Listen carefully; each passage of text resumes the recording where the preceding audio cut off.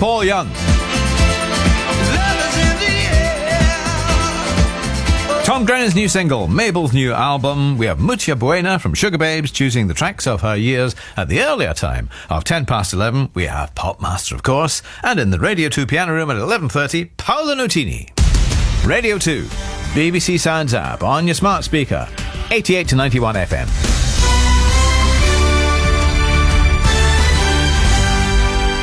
BBC News at 10 o'clock. This is Justine Green. The Foreign Secretary Liz Truss has said that the Treasury's economic policies have failed to deliver growth for 2 decades, including the past 12 years of Conservative rule.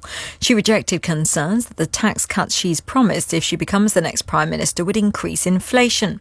Ms Truss and her Conservative leadership rival Rishi Sunak are now setting out their pitches to win over the membership, who will have the deciding vote over the summer.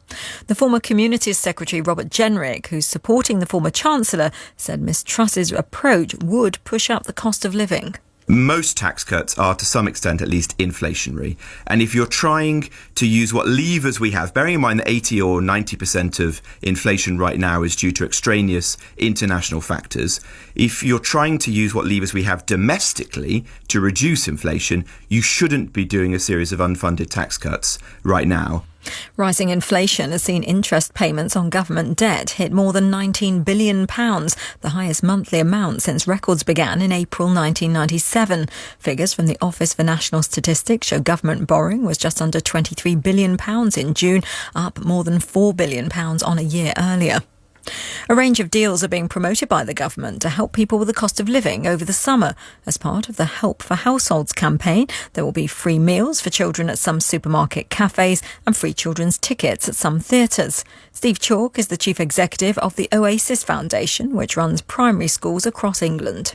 I think it's wonderful when businesses do step up and help in this way, because we are all moral beings, aren't we? We have to work together. We are a society, so I think that's great. Children matter. We have to put children first. We can't then say, well, they really matter except for the 6 weeks in the summer. Italy's Prime Minister Mario Draghi has announced he's stepping down after 3 parties in his coalition refused to back him in a confidence vote, which is now likely to trigger a snap election.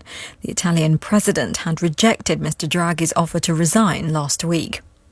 British doctors say a transformational therapy has in effect cured